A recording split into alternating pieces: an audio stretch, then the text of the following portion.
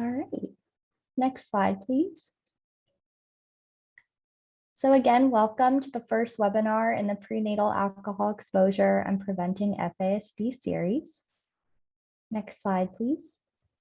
Today we'll go over some brief housekeeping and an introduction to the series. Then we'll hear from our speaker, Kathy Mitchell from NoFast. We'll have time at the end for some questions, and then we'll close and do a brief survey. So now I'm going to hand it over to my colleague, Tess Pritchard, for housekeeping. Thanks, Olivia. All right, so we'll just run through some quick meeting logistics to get us started today. First, this session is being recorded and will be posted to the Epic Center website for future viewing.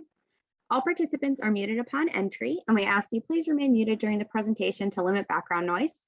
However, you are encouraged to participate in the conversation by typing your comments or questions into the chat box. Next slide, please. In terms of connecting to audio, if you can hear me now, you're likely connected correctly, but we'll do a quick review. You join the Zoom meeting by clicking the Zoom link that was sent to you upon registering for this webinar. An audio conference box should appear. If it doesn't appear, just click Join Audio and the box will appear. From the audio conference box, you can choose to join by either phone call or computer audio. If you'd like to join by computer audio, just click computer audio. You should be all set. If you'd like to join by phone call, enter the given number, enter the given meeting ID and press pound, then enter the given participant ID and press pound. Then you'll be connected to the audio conference. Next slide, please. Finally, in terms of engaging with us through the chat, you can launch the chat bar by clicking the chat button in the bottom toolbar. This will launch a chat box up to the right side of your screen. Make sure you're typing your comments and questions into everyone, and we will answer as many as we can during our Q&A at the end. All right, with that, I'm going to hand it back over to Olivia. Thanks, everyone. Thank you, Tess. Next slide, please. So this is a three-part series. Today is our first webinar. The second webinar will be held in January of 2022. The date and time is to be determined, but we'll be sending out that information in our weekly updates and in our newsletter. And the final webinar will be in May 2022. Again, if you are not signed up to receive those weekly updates and newsletters, please let us know by emailing healthystart@nhq.org. That's how we share information about all of our webinars, and that's how you'll hear about the dates for the remaining 2 webinars. Next slide, please. So now I'm very excited to turn it over to our speaker, Kathy Mitchell. She's the Vice President and National Spokesperson of the National Organization on Fetal Alcohol Syndrome. Thank you so much. Welcome, everybody. I'm so happy to meet all of you and hope to see you at the following 2 webinars. And Ken is right. We met each other a long time ago, maybe a long time, 20 years, I don't know. And connected then. And I love the work of Healthy Start. Ben, can you hear me okay? Yeah. And still love the program, the Healthy Start program. And so I'm just honored to be here today. It's September is Fetal Alcohol Spectrum Disorders Month. It's a lot of months. I mean, there's a lot of things going on in September. So, but it is our month that we celebrate. And so as part of FASD month, we kicked this series off, and hopefully the next 2 will follow up on this. So today's webinar is going to be a basic webinar on understanding really the science of alcohol and prenatal exposure. So I'm going to go ahead and share my slides here. And I just want to again thank Ken and his whole team and all the support that they have provided to assist me in pulling this together today. And I'm trying something new with the poll. So hopefully that'll go, but hopefully we'll have a good time. We'll learn a lot. So one thing I can tell you is that Well, looking at the objectives, by the end of attending just this short webinar today, you guys will know more than a lot of physicians and healthcare workers know about fetal alcohol spectrum disorders. Unfortunately, it's a topic that really isn't taught consistently in medical or other allied health programs. And so a lot of times people graduate and just don't learn a whole lot about this. So, but by the end of the webinar, you'll definitely know the 3 criteria for a diagnosis of fetal alcohol syndrome that most of you have probably heard about, but you'll also be able to describe common behaviors of people with the spectrum disorders, and also be able to discuss some of the research.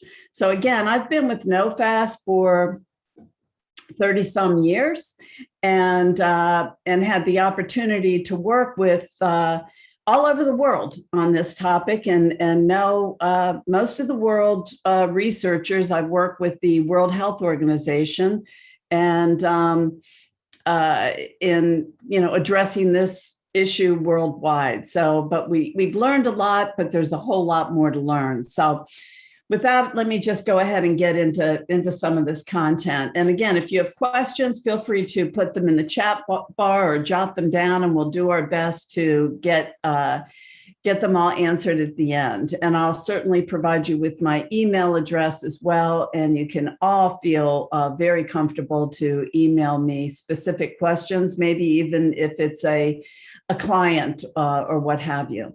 So FASDs, fetal alcohol spectrum disorders, that's the umbrella term that to include all of the disorders that fall under that umbrella. So fetal alcohol syndrome was first written about, the term was first coined in 1973, and that is the most visible disorder that can occur from prenatal exposure. And I'm going to walk you through all the details of this in later slides.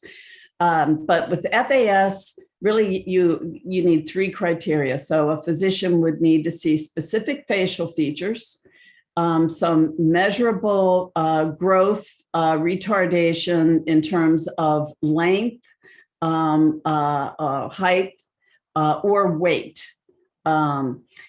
And they'd also need to identify specific brain damage. So it's basically brain, face, and growth, 3 criteria.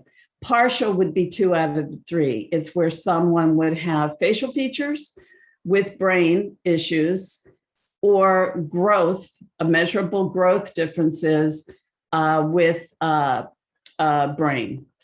Now, when you get into the other disorders, what we used to call ARND, alcohol-related neurodevelopmental disorders, is now in the DSM listed as NDPAE. So it's neurodevelopmental disorder associated with prenatal alcohol exposure. And basically, that's a neurological disorder that occurs from prenatal exposure, but they don't have any of the biomarkers. So they wouldn't have the facial features or any of the other abnormalities that can be seen, and they would not have the growth issues either. So they just have the brain. That's the most difficult disorder to diagnose and the one that gets missed most of the time.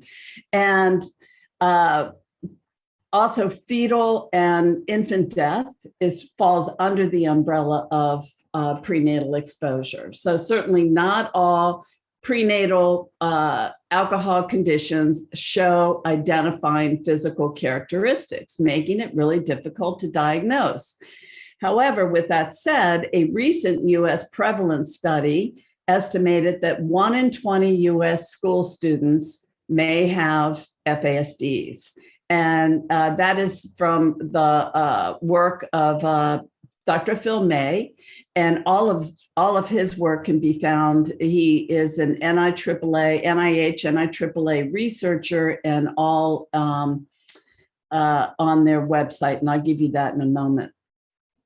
Now, along with that, it's important to note that the CDC does the surveillance for women and drinking in our country. So they have found that half of pregnant women report any alcohol in the past month, and 1 in 5 report binge drinking in the past month. You know, I'm having a hard time seeing my slides here because I've got to move this here. Okay. I'm sorry, that was half of non-pregnant. I hope I didn't say pregnant. I think I did. Half of non-pregnant. So half of the women in the US between the ages of 18 to 44 report any alcohol use, and 1 in 5 report binge drinking in the past 30 days.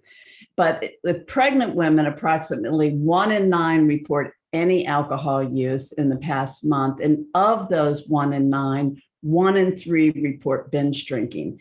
And the binge drinking, of course, is the drinking that is most troublesome. All alcohol, any amount of alcohol can cause damage, but it's the higher level drinking where we see the most severe damage. So a little history lesson on the history of FASD. In the book, in the Old Testament, it talks about Samson's mother. She struggled to get pregnant for a long time, and she finally got pregnant. And we all know who Samson is, you know, the icon of strength. And an angel comes to her bedside and says to her, now you're going to conceive and bear a son, so don't drink any wine or strong drink. So some people interpret that to mean that the Bible is actually warning women not to drink. In the ancient cities of Carthage and Sparta, it was illegal for young brides to drink any alcohol product, and believing that, you know, of course, their number one goal is to have healthy warriors, and believing that alcohol could harm, the health of the babies. In the 1720s, there was a gin epidemic, and the Royal College of Physicians had reported that children were being described as weak, feeble, and distempered to mothers who were drinking alcohol. And in 1860s in London, there was a paper that came out that looked at, it was really the first public health project that really looked at the community that was drinking excessively. And a paper came out describing children being born starved, shriveled, and imperfect in form. And also they had a high rate of infant mortality.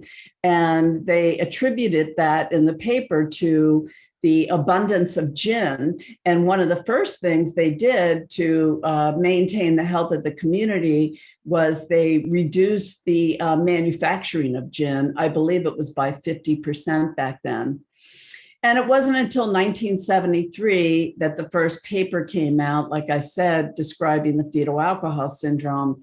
And of course, here we are, 40 some almost 50 years later, and we still have physicians that will tell women it's okay to drink, as long as they're not one of those women, or women that still really are not clear on whether or not it's safe to drink. And in 2006, we held a terminology and changed the language from FAS to FASD, understanding that most people that had been affected did not meet the full criteria for fetal alcohol syndrome. So we needed to encompass this spectrum of effects that could occur. Up until, actually, I've met people up until the 70s. We used to say the 60s, but I've actually met people that prescribed this for women in the 1970s. But we were giving women that would show up in premature labor at the hospital, they would bring them in the hospital and give them an alcohol IV. and they would keep them on these alcohol drips for 6 to 10 hours, and they would give them enough alcohol where they would be legally intoxicated by today's standards. So of course, that wasn't that long ago. We have people, there's actually a cohort of people that we know of whose mothers were given alcohol IV drips during pregnancy that do have effects from that. Well, in 1973, when Dr. Ken Jones and David Smith's paper came out describing effects from alcohol, the medical community and certainly the alcohol industry were not very keen about it. So most of all, I'm a very good friend of Dr. Ken Jones, and Dr. David Smith has deceased, but the alcohol industry, the medical community really felt that was a very aggressive stance, and it could no way be just alcohol. It had to be other variables like trauma, stress, poor nutrition, other drugs. It couldn't be just alcohol. So what happened back in 73, and that's where the NIH research comes in, they started to research using animal models. So of course, with animal models, they can control for all those things I just listed. So for all of the kind of other effects that may be contributing. And one thing we know is that if you give animals, and any animals, they've done studies with primates, with sheep, with rats, with poultry, even with fish, they can create birth defects in any animal model just by giving them alcohol. So we know that alcohol by itself is a teratogen and causes birth defects. So the collaborative initiative on FASD is part of that. These are the researchers that are funded by NIH and IAAA, and they're looking at how to better diagnose, how to better treat, and how to prevent. So I would encourage any of you to go on their website if you want to read more about any of the research that I'm reviewing today.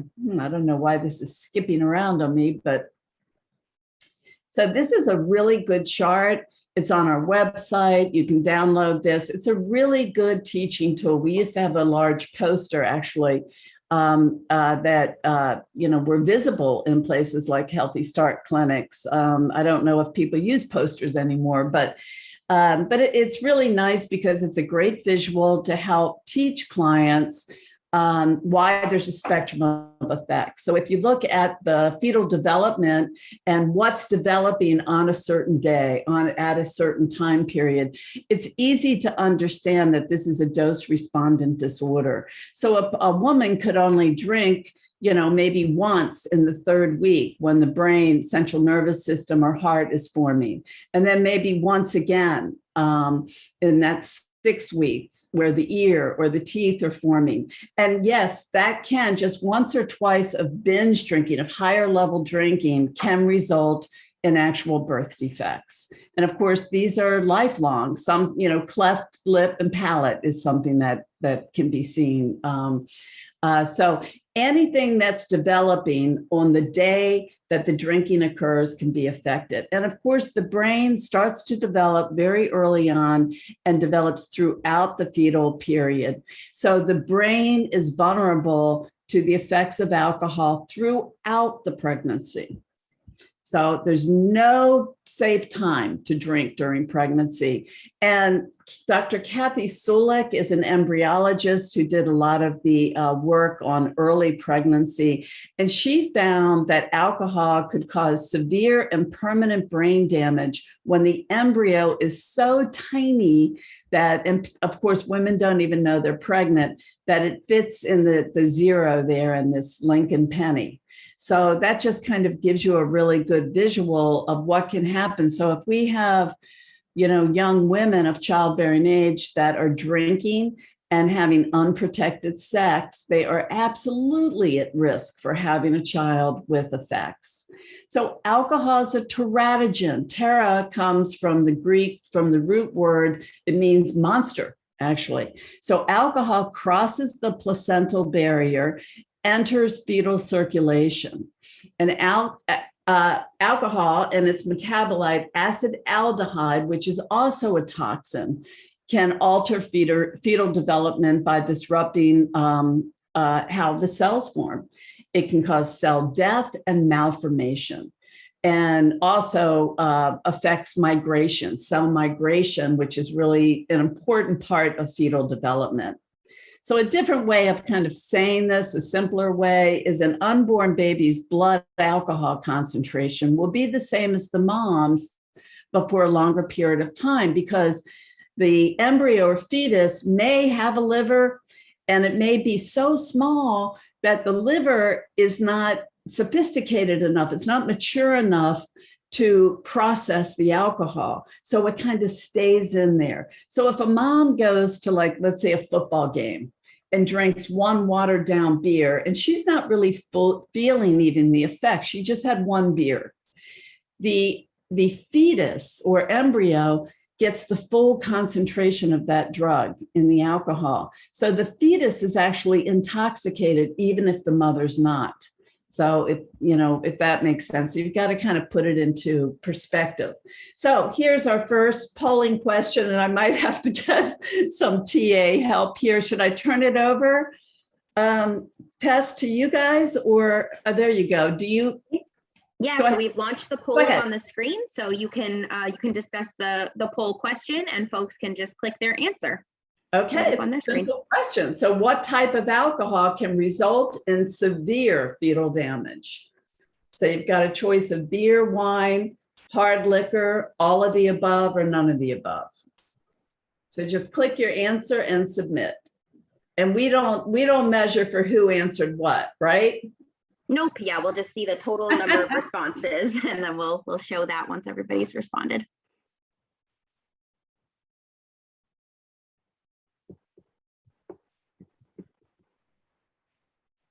And you let me know when you're ready. Is that? Yep. All right. So it looks like about 75% of you have responded. So if the last of you just want to pop your answers in, we can go ahead and show the results.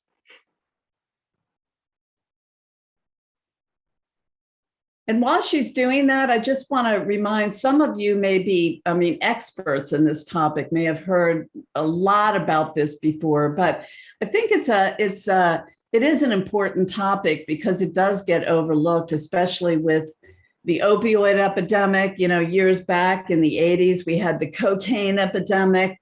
And, for so many of our women that may suffer with an alcohol or substance use disorder, they're using all of the above. So there's a lot of polysubstance use going on. And anyway, so just wanted to kind of bring that up. Thanks, Kathy. All right, so it looks like we've got most of our responses. So we're going to end the poll, and here are the results. Okay, very good. So most of you are right on it. Yes, it is all of the above. Oops, here we go. And, it is an important fact to understand, because some women really don't know. They've been told a lot of things. And of course, in some communities, they sell beer and wine in one store, and then they have liquor stores over here. So they think of like a wine cooler or something that has like lemonade, in it. Like, they think of a beer as really not being alcohol. And I've had women, actually pregnant women, tell me, "Oh, I don't have to hear about that fetal alcohol deal. I can't stand alcohol. I can't stand liquor." And I said, "Well, how many beers do you normally drink?" She goes, "No, I can put some beers down." So, there's the idea. I've had women tell me that they drink, but they always have fruit juice. And so, their baby's protected, and they really believe that. So these are some of the myths out there that I think confuse people. So here we've got another fun poll. What recreational drug causes the most damage to the developing fetus? Is it heroin, cocaine, alcohol, opioids, or none of the above?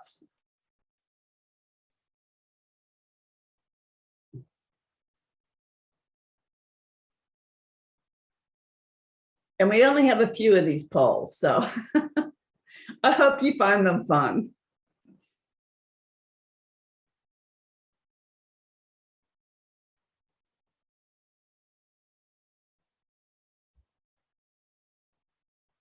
Kathy, I think they're fun because they really, for all of us, I think, challenge what we've heard over the years. Because as you said, there's so much misinformation out there, and you don't know what's true and what's not. But they're fun to do. They are, and really smart, well-educated people don't know a lot of this. People that are healthcare providers, that are, registered nurses and physicians, don't know the answer to a lot of these questions, which, when you get into, that's why I love Healthy Start. Healthy Start, people are working hands-on in the grassroots with people. And, so it's so important that we understand all of these things. You let me know when you're ready. Are you ready? All right, I'm going to share now. Okay. Very good. Okay, alcohol is correct. And a lot of people are really surprised by that. So alcohol is the most dangerous drug in terms of potential damage to the developing fetus of all recreational drugs. So heroin, cocaine, and marijuana, even tobacco, none of those by themselves are teratogenic drugs, but alcohol is. So it's an agent that causes the cells to die and malform. Now, when you mix all of them together, it's a whole different story. I'll get into that in a minute. But again, so FASD is the most common preventable cause of intellectual disabilities and lifelong behavioral problems. And it affects development and function more so than other drugs. Of all substances of abuse, including cocaine, heroin, and marijuana, alcohol produces the most serious neurobehavioral effects in the fetus. And again, it can contribute to a range of birth defects, anything forming the kidney, the heart, the brain, the fingers, the teeth, anything that's forming, the ears can be malformed at birth. And you may not know that, by the way. So here, okay. So research, now this one here is kind of a hard one because this is newer research. Research has shown that a fetus that is exposed to both alcohol and cannabis may have more severe outcomes. True or false?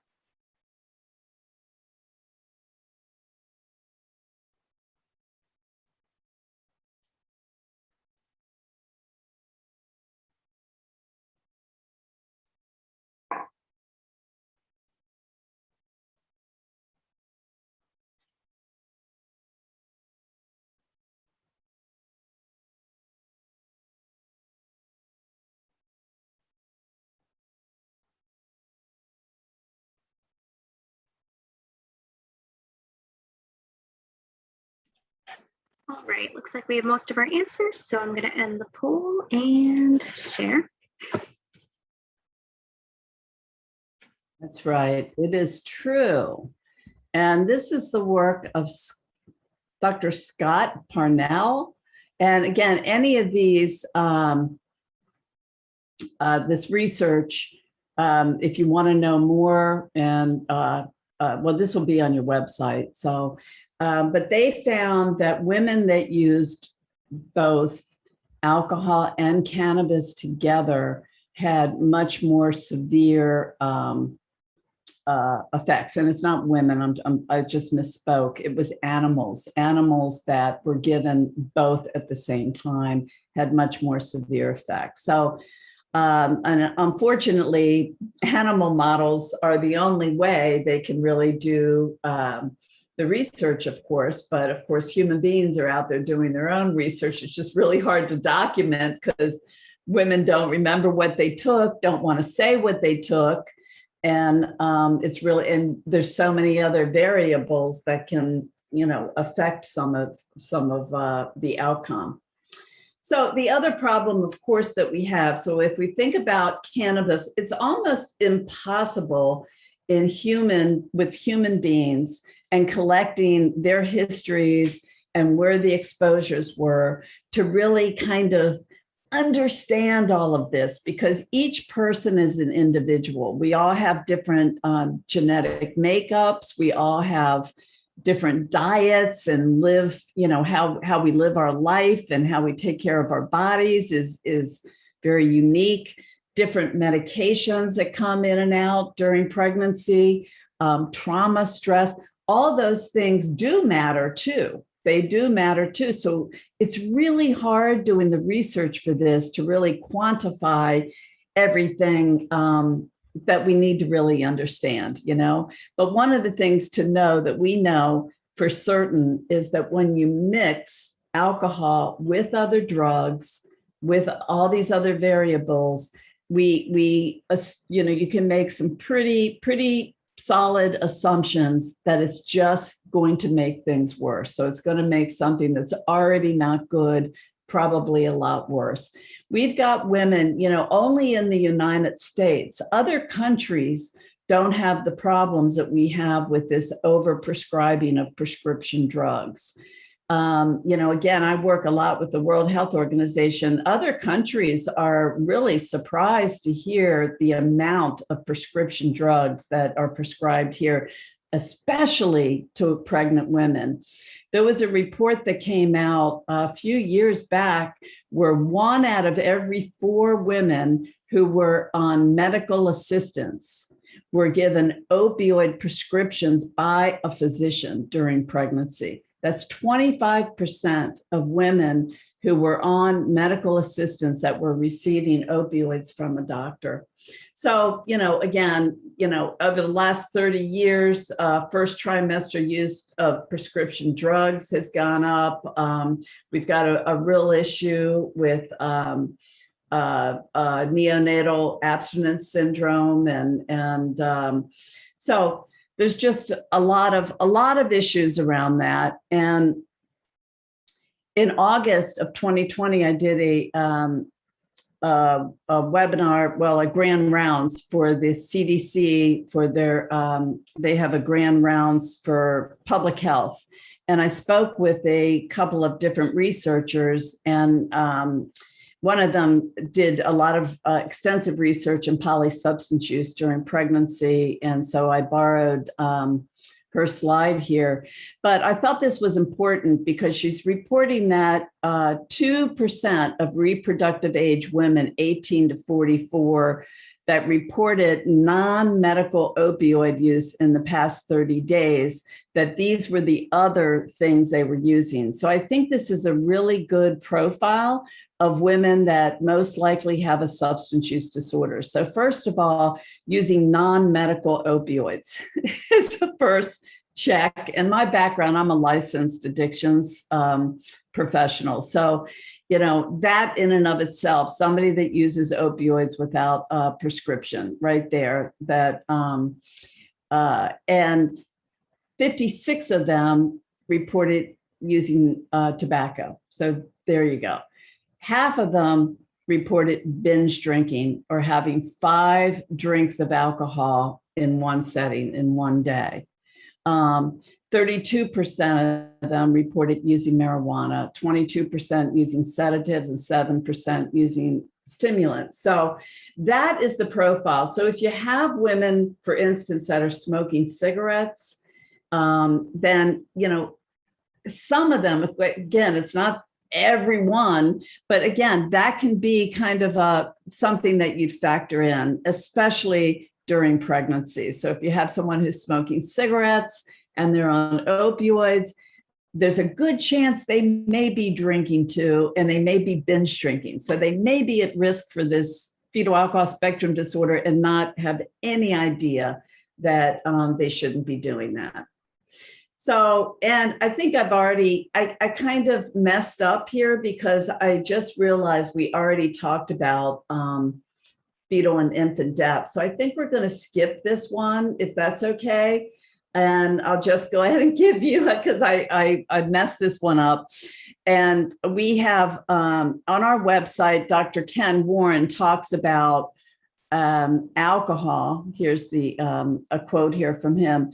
Alcohol use during pregnancy is a leading causal factor in both fetal and infant death, including SIDS. And it's something, again, it is part of this umbrella, and it's something that a lot of women don't consider. They hear things, things about fetal alcohol syndrome, and they'll say things like, well, all the women in my family drank, and I don't even believe any of that. The government just makes that stuff up. And then they'll tell you, oh, my aunt, she had 12 miscarriages, or, my sister died of SIDS, when she was 2 months old. They're telling you like these stories, but they're not, the dots aren't connected. But it is a big deal, and it ought to be something that women have a clearer idea about. So again, the 3 diagnostic attributes of fetal alcohol syndrome, which is the rarest disorder seen from drinking in pregnancy, again, are growth, face, and brain. And those 2 little girls on the left there are the same age. So you see, those little girls are both from South Africa. And in South Africa, they have a huge problem with fetal alcohol syndrome because they pay the workers with wine. And this has been going on. It's a multi-generational thing. And a lot of the children are severely affected, and they have huge numbers there. Dr. Kathy Sulick's work again found that, that early exposure is what results in the facial features. So these are 2 mice on the right-hand side here. So you see an exposed mouse, and she's comparing the features to a human being with facial features of FAS. And there's your normal mouse fetus. And so in her lab, she gave pregnant mice, doses of alcohol at specific times, specific days to measure for the results. So if you take mouse days, pregnancy-wise, and to human days, in human models or human days, it's the 17th through the 21st day where you would, if a woman drinks during that time period, that's where you will see the facial features of FAS. If a woman doesn't drink during that time period, her child would not have the facial features. And of course, having the facial features makes it easier to make the diagnosis. So the facial features, the discriminating features, are a flattened philtrum. Can you guys see my arrow when I do that? Yeah, okay. Flattened philtrum coupled with a thinner upper lip. So you see all of these children, different ethnicities, have the same kind of gestalt feature about them. So the thinner upper lip, flat philtrum, and if you were to measure their eye opening, the opening of their eye, the eye fissure is just a little bit shorter than what would be considered in the norm. And those are the main features. So it's a tough diagnosis to make. And it's not always easy to see, and it's difficult to see at birth. And as children get older, it's much more difficult to see. So all of these children, these are children from Russia, and these children are all considered to have, and again, you see the little green dot, that's a computer program that actually can measure for the facial features. All of these children have facial features that are consistent with fetal alcohol syndrome. But especially the 2 here on the right, if they were in a classroom, it's not like a teacher, it's not like it would be so obvious that somebody would recognize that those are features of fetal alcohol syndrome. So again, with the growth, as I said earlier, it's prenatal or postnatal, height or weight or both, at or below the 10th percentile documented at any one point in time. So again, so it doesn't have to be low birth weight. It doesn't have to be a child that's short. Sometimes the growth issues don't even become apparent till the children get older. So for some people, it's almost impossible to even make the diagnosis until the children are like 16 or 17 years of age. And you look at the whole kind of profile of what's gone on with these kids. So one of the other clues, so it's kind of like putting a puzzle together, when you make this diagnosis. One of the other clues is weight at 14 years of age seems to be really something to pay attention to. So again, you see there with 7 drinks, the more drinking that occurred, the lighter these kids were. So their weight was really impacted with that higher level drinking. And then, of course, the big deal, of course, is the brain. Not the big deal, but, it is a big deal when you're born with a brain that doesn't work quite right. And because these brains, the brain just actually is built differently. And we can't always see that. So it's kind of like going to the store and buying a computer that fell off, that somebody knocked off the truck and something inside of it got bent. And every time you go to turn it on, it's just not working quite right. It's not connecting. There's something wrong, but you may not see that visibly. And it's the same thing. So here's some of the brain research here. This is, again, the work of Dr. Matson and Riley in San Diego. And they imaged the brains of teens with fetal alcohol syndrome with the full FAS, and then children that had been prenatally exposed to alcohol, PEA, but don't have any of the facial features or growth issues. And what they found was, here's a normal corpus callosum. So that's the area of the brain that connects the left and right hemisphere. What they found was children with and without the facial features had the same abnormalities of the corpus callosum. Also, prenatal alcohol exposure is a leading cause of agenesis of the corpus callosum. You can live without a corpus callosum, but you're not connecting your left and right hemisphere. So here's a little graphic on that. So of course, your left brain is your math, your logic, kind of your organized part of your brain, and your right brain is spatial abilities, facial recognition, visual, music, so all day long, your brain's going back and forth. You're like, well, she's kind of making sense. I think I like her. I don't know if I like this woman or not.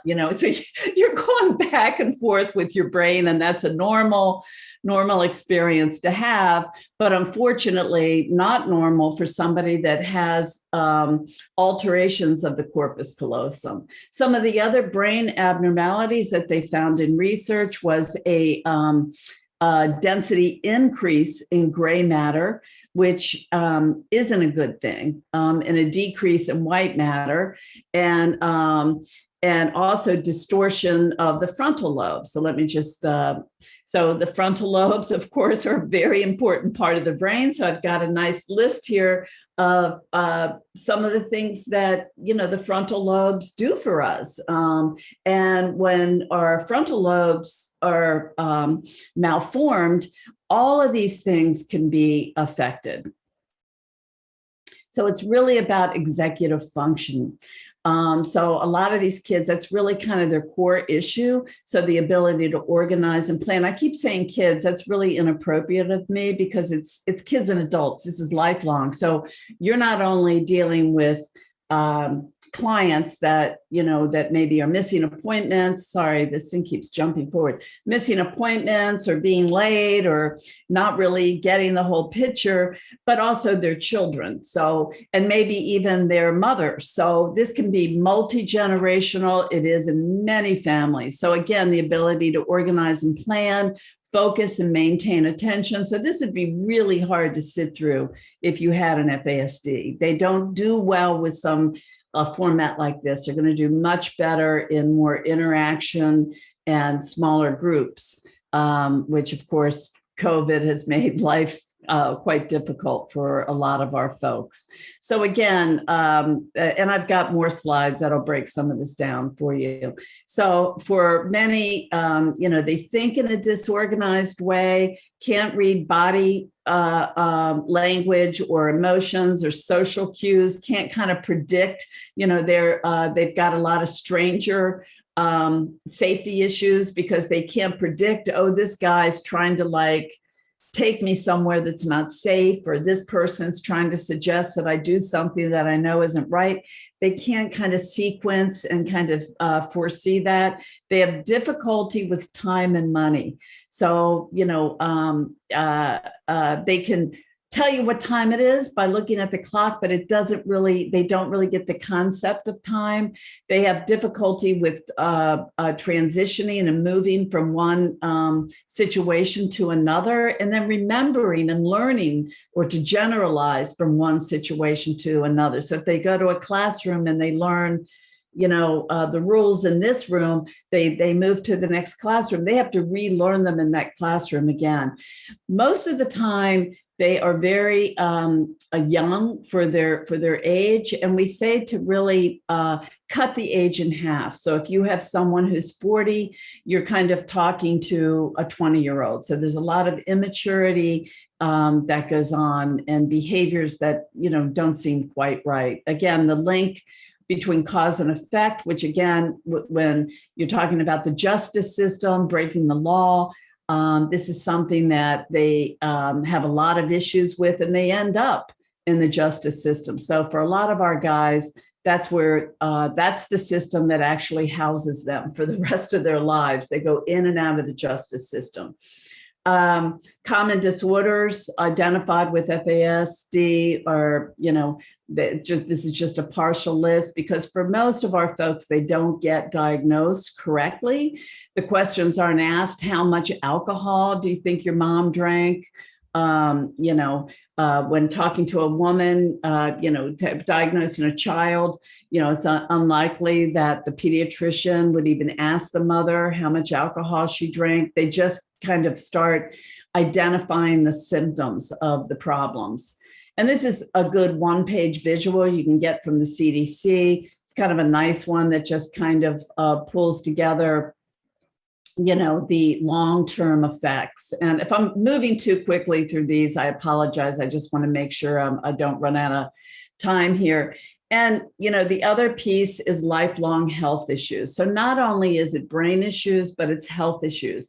If your body, if your hormones, if your immune system does not form correctly, it causes a lot of problems for the rest of your life. One of the things we know is that infants and children that were exposed to alcohol don't deal well with stress. So they have poor stress regulation, and they really just don't know how to kind of calm down and pull themselves down. And they go into like a high anxiety area. When you have kind of that to deal with as a child, and then you're rolling into that as an adult, as an adolescent and adult, and you've got some predetermined conditions in your family, let's say dominance for autoimmune disorders, what's likely that the onset of disease will be young, and it will become more severe because they have a really hard time controlling their stress. And so according to Ed Riley, kind of the leading brain researcher on FASD, one of the things he talks about, we still know very little about lifelong effects. So again, there's a variability of outcomes. Not every woman who drinks will give birth to a child with an FASD. Not all children that have been exposed will get the diagnosis. And on some level, it kind of waters down into the typical population. So there's a lot of us that maybe have a little ADD, a little depression, a little anxiety, a little of this, but somewhere, we all kind of have that, and you kind of water down. You don't get a diagnosis for that, but you have kind of tendencies for certain things. Same thing with FASD. There's a lot of people that have been exposed to alcohol that would never get a diagnosis, but does it affect their ability to do math or to kind of organize and plan? Yeah, it could, but it doesn't mean that you're disabled.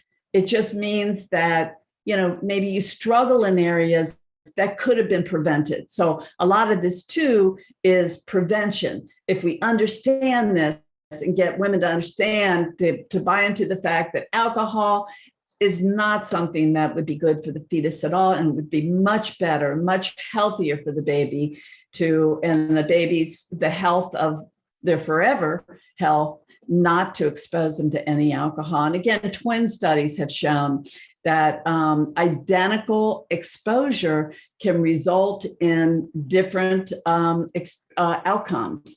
And they really don't know why that is. They think, well, maybe it's susceptibility on the part of the fetus, just like you can have twins where one, for instance, gets lupus and the other doesn't. Okay. Or it could be that one twin kind of absorbs more of the alcohol than the other in utero. So they're not really sure about that. So we still have a lot to learn. They've learned a lot.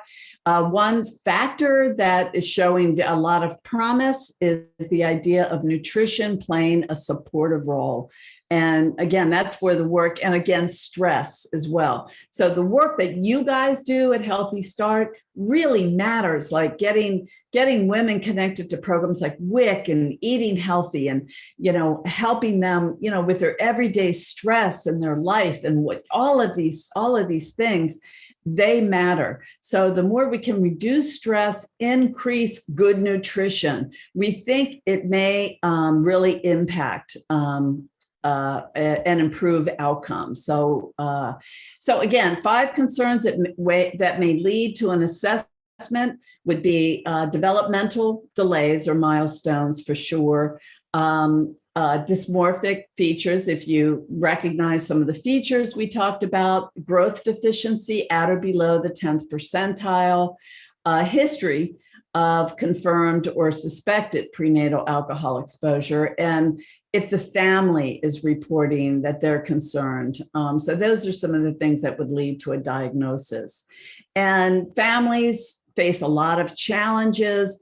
It's hard to get a diagnosis in a lot of places. I'm more than happy to help connect you to places near you that you could find somebody to diagnose. We are doing a lot to try to educate nurse practitioners so that they can diagnose, getting more and more physicians and health professionals to diagnose. Birth families are kind of villainized and blamed. There's a lot of remorse and guilt, and some are being criminally charged. Adoptive families struggle. They adopt children and they didn't want a child with disabilities, and sometimes they didn't understand that the child has disabilities, and they have really high expectations. So there's a lot that families have to deal with. And so speaking of family, I'm going to just kind of tell you about one family, and that's mine. So that's a picture of me when I was 16.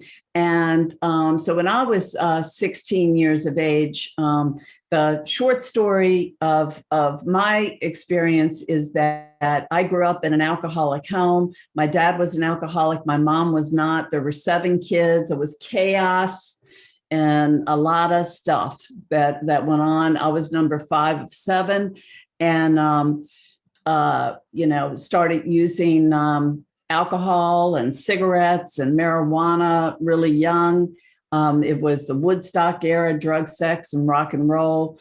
And I was a child of an alcoholic. So I just didn't have any goals. I was kind of a lost child. People weren't paying attention to what I was doing. And I don't say that as a poor me or blaming my parents. My parents did the best they could. My parents didn't even understand that my dad had a disease that was treatable. My mother thought he needed to go to church, and he had lost his way with church. So we just didn't know what was happening. And anyway, I got pregnant when I was in high school and dropped out in 10th grade. I was just a couple months into 10th grade and gave birth to a little boy. I got married. My mother was very Catholic, very religious. So when I told her I was pregnant, and again, this was back in 1970, my mother was like, oh my God, called the priest, and I was married within 2 weeks, which was great with me because I hated my family and I did not like living at my parents' house and all the fighting and arguing. And so I moved out. I grew up, I'm from the DC area, and we got a really crummy little apartment, and it was great. I loved it. And so I went on to have 3 kids. And And so I had two children before 1973, before the information about fetal alcohol syndrome came out. And again, I came from a drinking family. So I had never heard that you couldn't drink alcohol. I mean, that's the time you would drink alcohol. I mean, everybody drank alcohol that I knew. My dad owned bars and restaurants. And so I grew up in working in restaurants. And so I just thought all adults smoked cigarettes and drank. That's, that was my world. But anyway, I included this picture because in this picture, I'm like 22 or 23, and I just had my third baby. And I drank when I was pregnant with her, but I wasn't like drinking like, oh, where's the party? I drank more like a coping mechanism. I drank, I wasn't like a party person. It was just something I grew up with, I guess. But I had natural childbirth. I wanted to have a really healthy baby. I was a vegetarian. I was a hippie mom. And here I am using like this terrible drug, this toxin, alcohol. And I stopped using all drugs because I knew they weren't good for the baby, but I drank. So there I am thinking, I was a good mom. That's the thing. I was a really good mom. And I really loved my kids, but I drank. And so it turns out that I'm an alcoholic. Go figure. So I've been sober now 37 years. So as you can see, I'm an old lady now, but so I've learned a lot. And when I got sober, I'll back up a little bit. I forgot I had this in here. So there's my three kids in 1977. And I had exposed all three of those kids to alcohol and had no idea when this picture was taken that alcohol had affected any of my kids. But my son, he was born with a clubbed foot, and they had to put a cast on his foot when he was born. And was that an alcohol-related birth defect? I don't know. I couldn't tell you for sure, but I kind of think maybe. I worry about it. Yeah, I think it probably is. And these are some of the things that, you might not ever know, but boy, if I could go back in time and do it over again, what I wish I would have known. That sweet little girl with the Winnie the Pooh shirt, that's Carly. She created the logo for NoFast when she was 22. And that was like a little innocent looking rainbow that she drew. And today, Carly is 48. And she lives in a group home. She has intellectual disability. But at the time, she was in Head Start, and I had no idea. I knew she had some problems, like riding a tricycle she couldn't seem to get, and she had some problems remembering things. But a doctor had even seen her and said that she was fine. She had no cognitive impairment. He said, if anything, he goes, you and your husband, because I was a teen mom, you've moved around a lot and there's been a lot of chaos. And we think that's really what is affecting Carly's development. And she had ear infections, which again is very common with children with FAS. So she had chronic ear infections, and they had to put tubes in her ears. And the doctor said it was because of that she was slow to talk. So all of her milestones were delayed. But Carly has full-blown fetal alcohol syndrome. And there's my little Erin. Erin was 8.5 pounds when she was born. And like I said, I was natural childbirth and the whole thing. But, I really believe that my little Erin, as smart as she is and as good as she did in school, and Danny the same, that she has effects. And I'll tell you about that in a minute here. So here's Carly, diagnosed with cerebral palsy at age 10 at Children's Hospital in DC. And she's got the flattened philtrum and the thin lip and the smaller eyes. She's got the kind of protruding ears and a smaller head circumference or microcephaly. We called her Beanie. String Bean was her name because she would eat and eat, never gain weight. So failure to thrive since she was a baby. And, and she had me as her mom, but, they missed the diagnosis. They said, cerebral palsy, etiology unknown. And Carly has full-blown FAS there. And I didn't find out, let me back up here. I didn't find out that Carly had fetal alcohol syndrome, and I probably never would have if I hadn't gotten sober. I got sober in 1984. And what was happening to me during that time period, I had the 3 kids. I left my husband. He was an addict, alcoholic. We were always struggling, always getting evicted, moving place to place. We both suffered with the substance use disorder and alcohol use disorder, but we didn't know. And I compared myself to him, and I was the one that got the kids to school, made the dinners, went to work. So I thought I was doing fine. But anyway, I wasn't. I was suffering the same. And I ended up leaving him and getting married to a second guy who was like jumping from the frying pan right into the fire. So that's another long story. But the important part of the story is I had 2 more children. By then I got on methadone maintenance. I was a heroin addict. And I had gone into this pour me a drink. So I drank, I would have blackouts, and then I would use drugs. And the progression, I got worse and worse and worse, felt sorry for myself, and then just couldn't stop. I got on methadone, trying to control my heroin addiction, and had a little boy, and he was born at a hospital for indigent women. And my son died the day he was born. He was born 2 months too early. And when my son died, I thought I would never survive it. And then about a year later, I got pregnant again. And I was just like, oh my God, I can't even believe, because I never did anything 100% right. So I did everything halfway, like taking, birth control pills. I'd forget to take them for days and then take them all at once and then end up pregnant, all of the nonsense that goes with, the unmanageability of living with a substance use disorder. But I got pregnant and I was petrified to have the baby. I was on methadone, went and found a doctor. He told me he thought I could have a healthy baby. I felt like, okay, because he was going to take care of me. And I had a little girl, and she was born and healthy at Georgetown Hospital, and I brought her home when she was a week old, and they didn't have to give her any detox meds or medication. And I was just hell bent on being a good mother.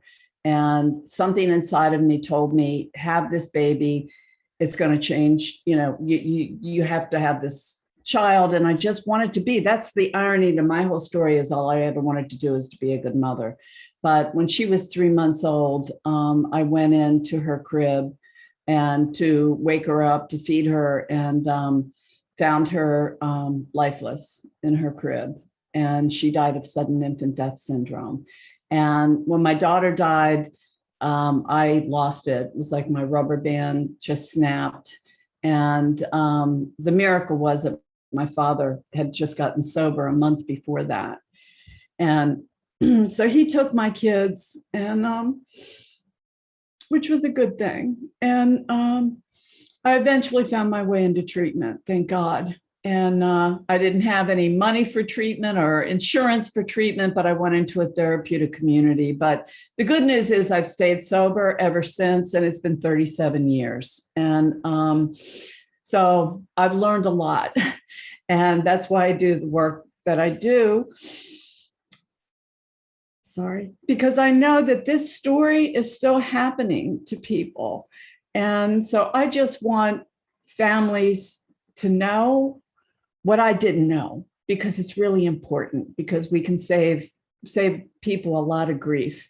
So my little girl, Erin there, who's now in her 40s, she struggles with terrible health issues. She has lupus, and she's got like 10 different diagnoses. She's got a brain tumor. She's got all kinds of things that I believe have been either made worse or caused by the fact that I drank when I was pregnant.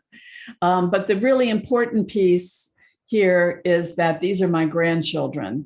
And when women get the right information, when we get a child diagnosed, when we are able to tell them, a lot of times that stops the exposures. It stops the multi-generational exposures. So that's the goal. So none of my grandchildren were exposed to not one drop of alcohol. And that to me is a miracle. So in wrapping this up, I guess one of the things I want to do is just remind you, and I feel like I'm singing to the choir with Healthy Start, because this is what you guys do.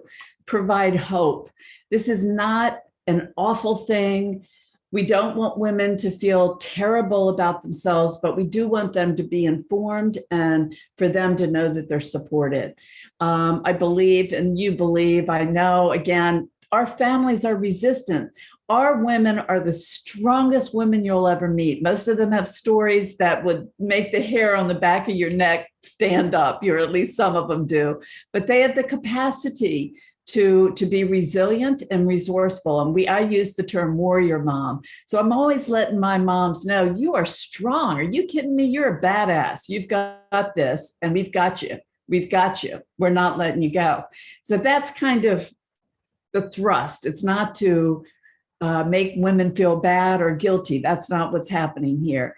And again, I use this slide with doctors. I don't even need to say this to you guys, but again, having you listen to them and their stories for even 2 minutes. And I can tell you from experience, because I can tell you the 2 people that listened to my story when I was using, I still know their names and I still hold them dear because it matters. All of that matters. The other thing, a lot of times people are like, well, you turned your life around, but we work with women and they go in and out, in and out, in and out. And they just don't want to change.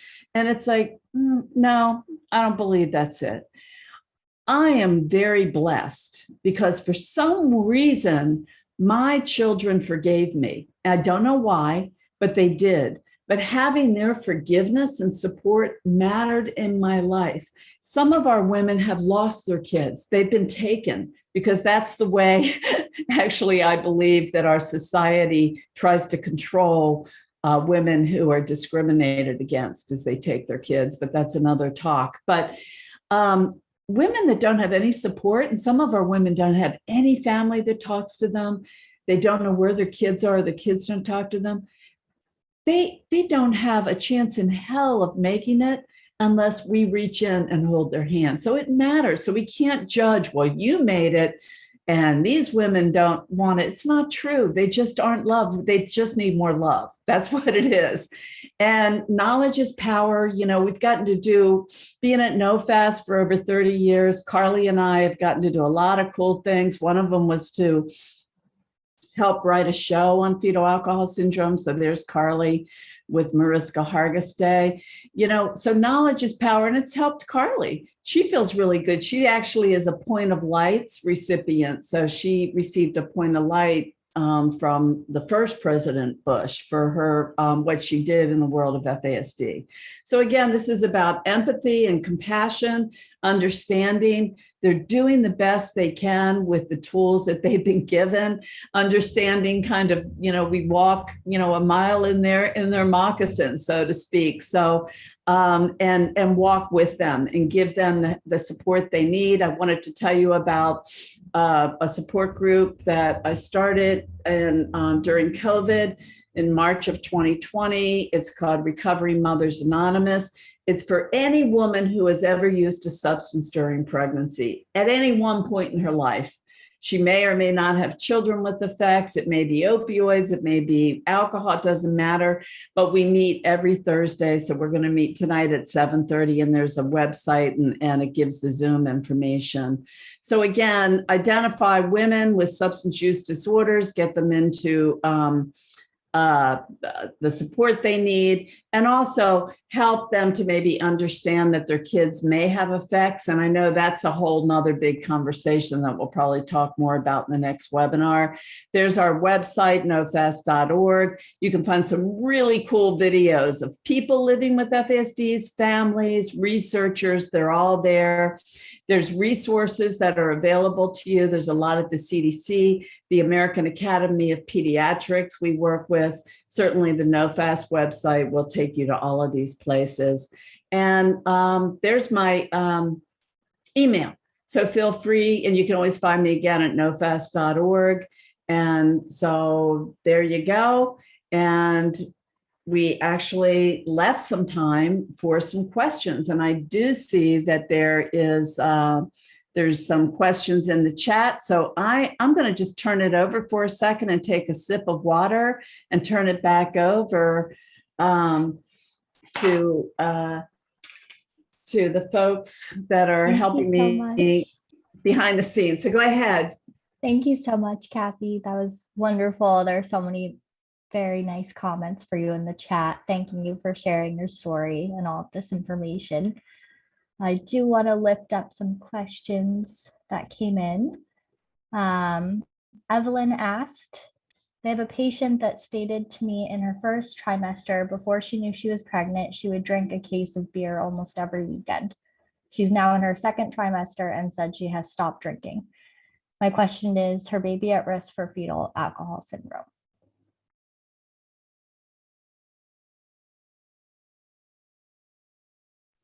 Oh, you're muted, Kathy.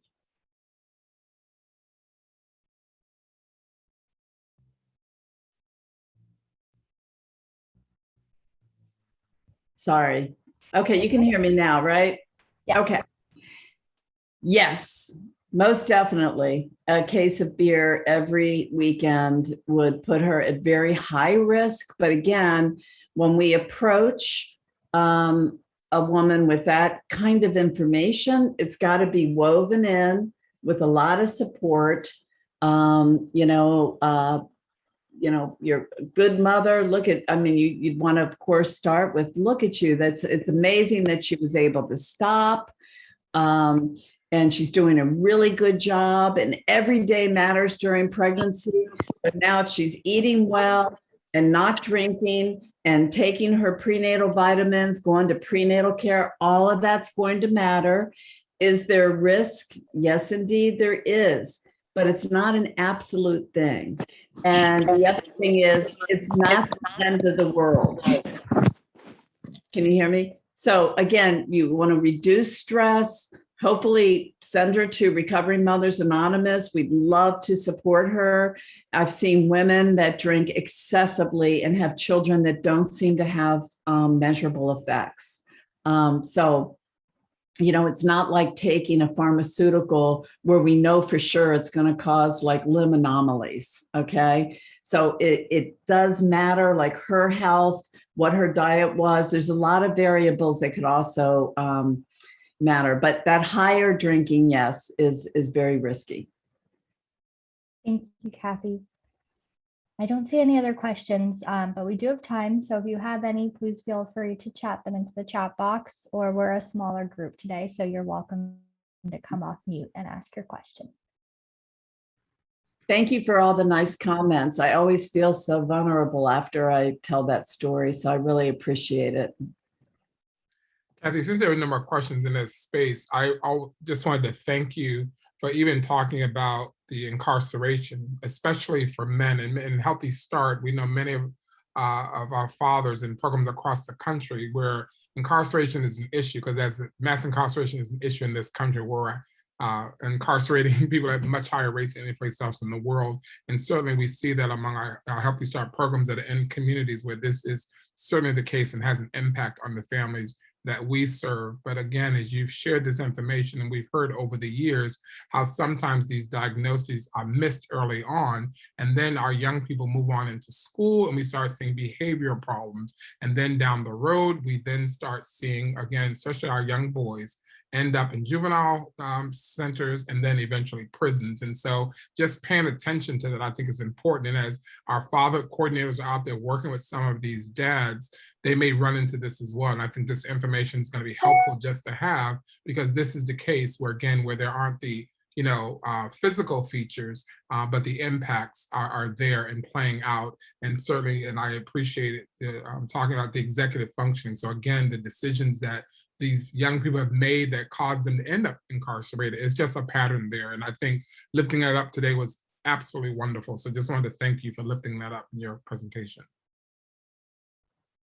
Well, good. And we'll talk about, hopefully the next webinar, if we do decide to do the lifelong effects, we'll get into that. And it's so tragic to understand the impact that this issue has on families. And that's exactly where our boys end up, is in prison. And you better believe when they've done surveys in prisons to look at how many people were prenatal exposed, which leads to poor school outcomes, and they get kicked out, and their followers are easily led into dangerous situations and can't put things together, and they sign confessions for crimes they've never done. It's like innocent delinquents, if you will, and it just leads to lifelong incarcerations, and it's despicable, really. Any other questions?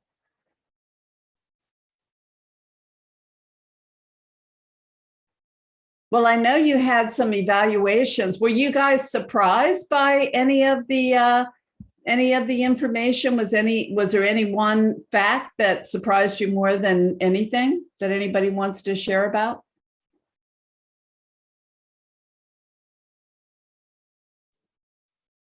Hi, this is Heather Carr. I'm with South Georgia Healthy Start. And I guess the thing that gets me, and I know this, I mean, I've learned it before, that no amount of alcohol is safe during pregnancy. But I remember when I was pregnant, I was told by doctors and nurses in different places that, yeah, a glass of wine here or there is not that big of a deal. And I'm just wondering why that still happens. Well, that's a really good question. At ACOG, we work with the American College of OBGYNs, and they are very clear to say that there's no safe level of alcohol, and also with breastfeeding, by the way. But one of my girlfriends who is a physician says, Kathy, it's really hard to suggest that somebody is, having a problem drinking if they're drinking less than you do. So I think it's just a culture thing that people are, as a culture, we're alcohol is like almost seen as a right. There has been pushback even from women's groups, like when, with some public health messages actually that came out of the World Health Organization suggesting that women shouldn't drink, kind of like it's discrimination or what have you.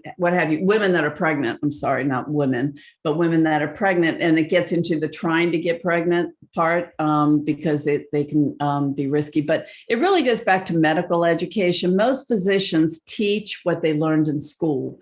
And if they're not learning this in school, then they're not teaching it. And so some of them are older. I mean, some of them could even have been practicing when they actually gave alcohol drips to women to stop their labor. So, it's kind of an old, mindset, but we're certainly doing everything we can.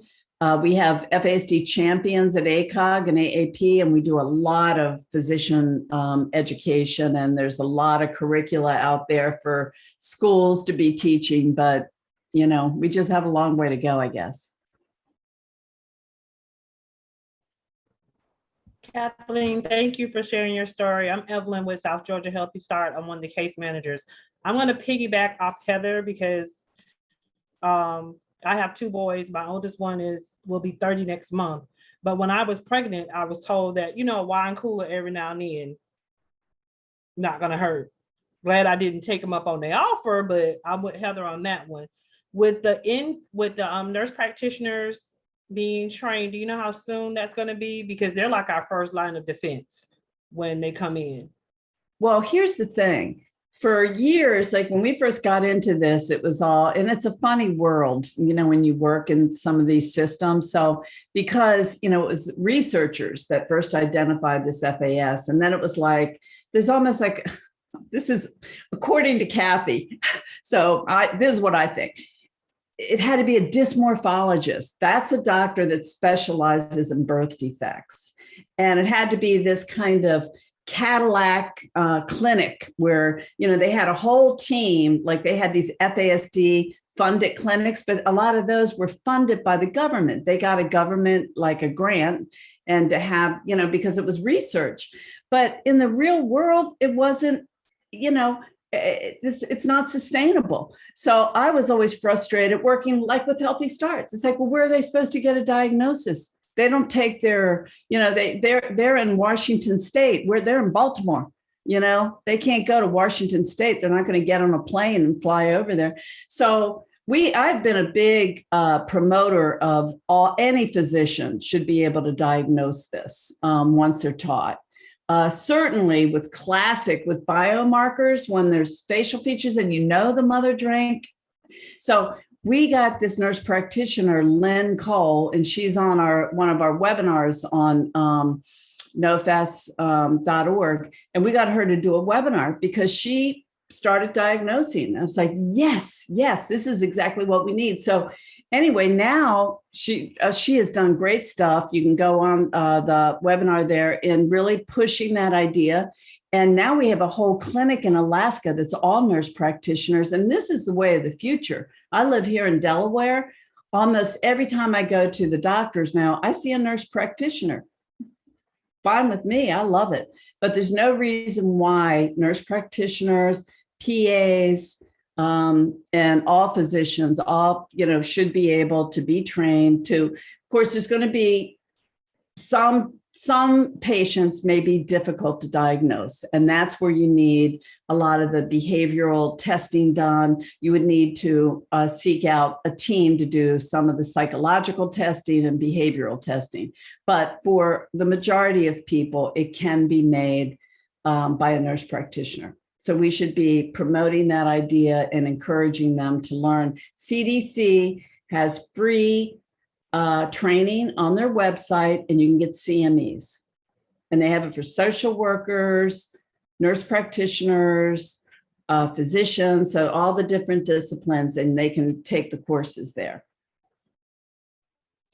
And I was asking too, Carol, because most of us that are on here, we live in rural Georgia. And I'm new to rural Georgia, and it's very common in the small towns, especially the ones that I cover, that alcohol is a common thing. It's what they do all day long. And like you said, it coincides with drugs as well. They don't see any harm with the marijuana, and they combine that with the drinking. And it's in young adults. I'm talking under 25. Yeah, I've been seeing. And they really don't know, because they really it's like, well, marijuana, you know, cannabis is legal, and they're really now thinking it's legal, and they really don't have the right information. If in Georgia, if you were able to get somebody in rural Georgia up to speed, and of course you got the CDC in Atlanta, but you have Emory Institute. So if there were a difficult diagnosis, you have Emory in Georgia where they could make the diagnosis there. So you could refer more complicated cases there. But I'm happy to connect with anybody, because in Georgia, you're lucky because you have the CDC and you have Emory there. We could probably even get training. Hi, Kathy. This is Donna with South Georgia Healthy Start as well. Is there any way we can get your email posted in the chat room? Sure. Yeah. I'll put it in there now. All right, we have about 4 minutes left. So while Kathy's putting in her email, we're going to just launch our evaluation. So this is just a really short survey that you're probably all familiar with. This will help us know how helpful the session was and help us tailor the rest of the sessions to your needs.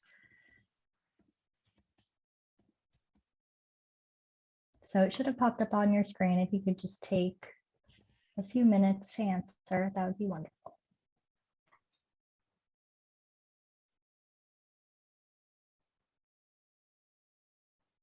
And while you're doing that, I just want to thank the incredible team there. Ken, thank you for the invitation, and working with you guys has been really incredible. And Denisha and Tess for helping me out, and Olivia with the technical parts that were making me a little bit nervous. So, and thank you to everybody for having an interest in this. It really is a big deal, and we can really prevent so much heartache in families. We can really, it's a big deal if you can prevent one exposure. It's a big deal, and you guys are just angels for what you do. I really, really value what you do. And if I could come back, I'm gonna work for a Healthy Start if I get to get born again. All right, well, you and I can talk about that in heaven. We'll come back together, because I'm certainly coming back to Healthy Start. Kathy, thank you so much again. And I think for our Healthy Start family that's on the phone, it's important for us to, at the TA Center, just to really acknowledge that you are like a committed partner in this work. And so again, as we look forward to those other series, you know us, and so you really committed to working with us as a partner too. So Healthy Start colleagues out there, just consider her a partner with us in this work. And again, you have her contact information if you have any questions for her. She's really open and means that, and is a committed partner. So we look forward to seeing everyone throughout the remainder of this series. But thank you again, Kathy. Thank you. Have a great day, everybody. Thanks, everyone. And as I mentioned earlier, we'll be sending out information about the dates for the remaining sessions. And we look forward to seeing you then, but hopefully before then on our other webinars. Thank you so much, Kathy. Thank you. My honor. Thanks. Have a great day.